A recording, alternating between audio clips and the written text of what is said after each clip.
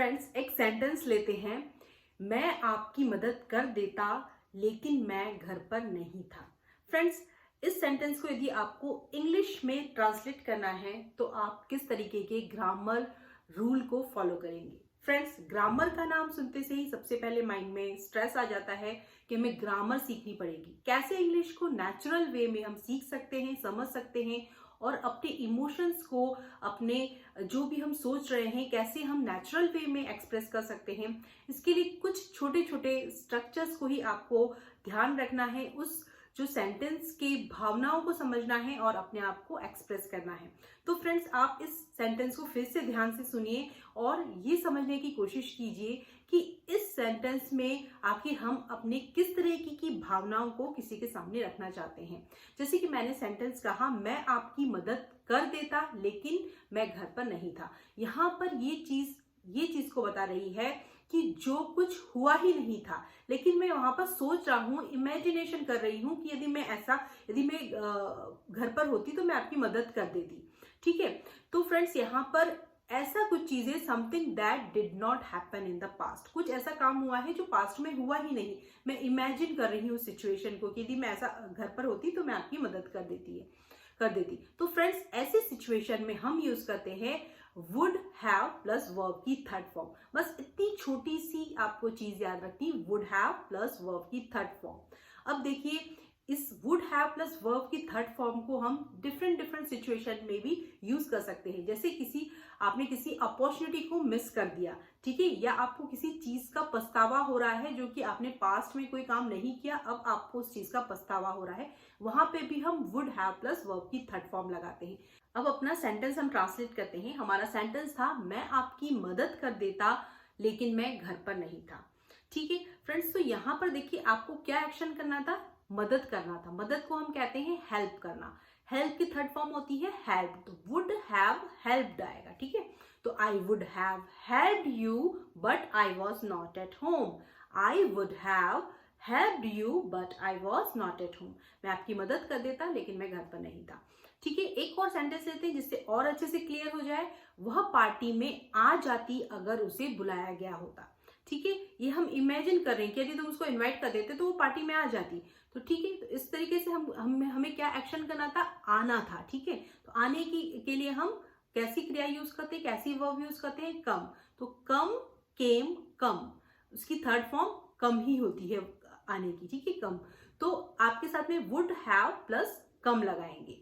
तो she would have come to the party if she had been invited. She would have come to the party if she had been invited. अब देखो, आपको would have के साथ में he, she, it जो भी है उसके साथ में आपको कुछ would has नहीं करना है।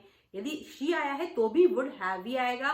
प्लूरल सिंगुलर का कोई झंझट नहीं है, सभी के साथ में यहाँ पर would have ही आएगा। तो she would have come to the party if she had been invited. उसे इनवाइटेड किया जाता तो वो पार्टी में आ जाती।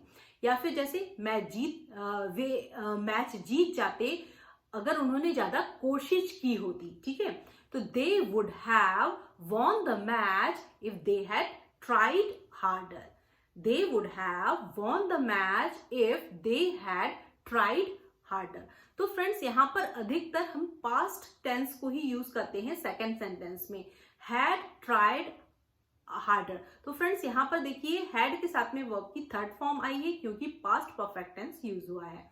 तो they would have won the match if they had tried harder। would have के साथ में जब हम वर्ब की थर्ड फॉर्म लगाते हैं, वहां पर हम कुछ ऐसे इमोशंस को भी शो कर सकते हैं जैसे कि हमारी कोई अपॉर्चुनिटी, कोई अवसर मिस्ड हो गया है, खोया हुआ मौका, वहां पर भी हम इस तरीके के इमोशंस को वुड हैव प्लस वर्ब की थर्ड फॉर्म के साथ में यूज कर सकते हैं। जैसे कि मैं सेंटेंस बोल सकती हूँ आपको, वह कार खरीद लेता लेकिन वो बहुत ही महंगी थी। ठीक है, वह कार खरीद लेता, बहुत ही महंगी थी, तो उसने उस अपॉर्चुनिटी को मिस कर दिया।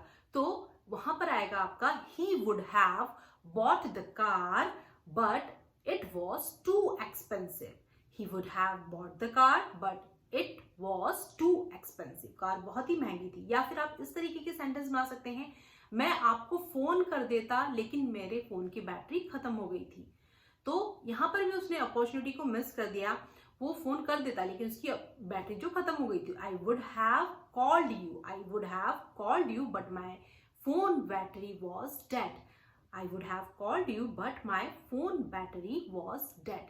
अब किसी चीज को हमने यदि नहीं किया है, उस चीज का हमें पछतावा हो रहा है, एक्सप्रेसिंग डिसअपॉइंटमेंट और रिग्रेट, वहां पर भी हम वुड हैव प्लस वर्ब की थर्ड फॉर्म यूज करते हैं। जैसे कि सेंटेंस हो सकता है, अगर मुझे परीक्षा के बारे में पहले से पता होता तो मैं ज्यादा पढ़ाई कर लेता। ठीक है, तो I would have studied more if I had known about the exam.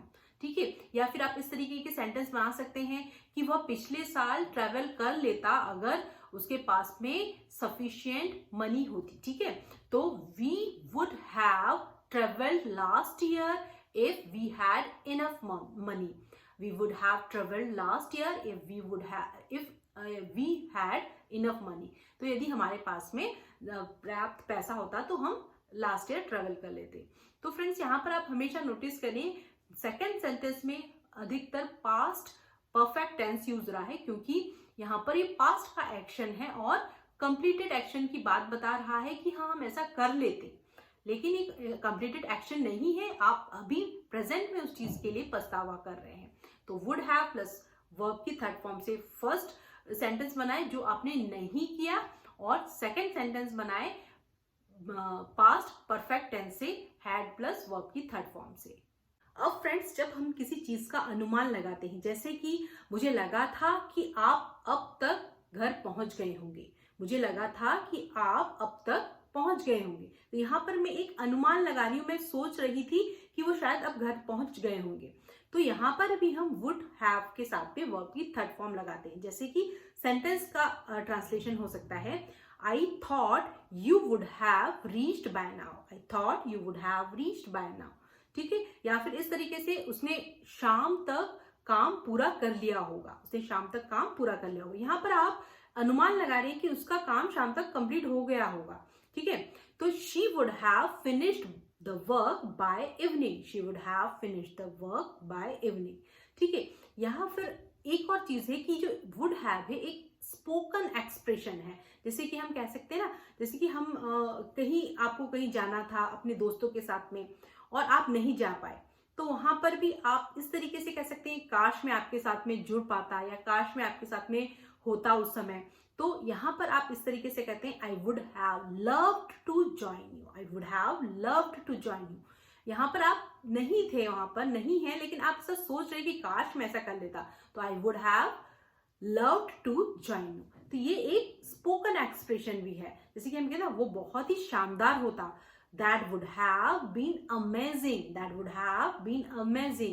या तुम्हें फिल्म बहुत पसंद आती, तुम्हें मूवी बहुत पसंद आती, you would have enjoyed the movie, you would have enjoyed the movie।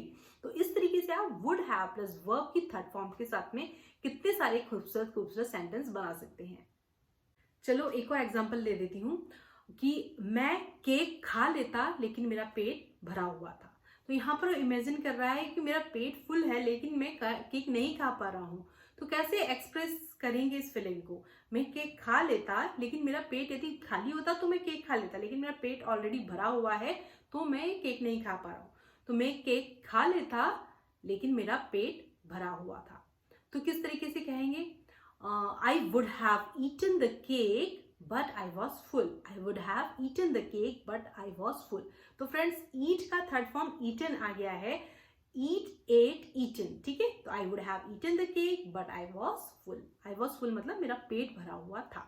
अब चलिए फ्रेंड्स, एक सेंटेंस आप खुद से ट्राई करें और मुझे कमेंट सेक्शन में जरूर कमेंट करें कि आपका ये आंसर सही है या नहीं। जैसे कि मैं पार्क चली जाती, या मैं पार्क जाती लेकिन बारिश शुरू हो गई, मैं पार्क जाती लेकिन बारिश शुरू हो गई, कैसे बनाएंगे।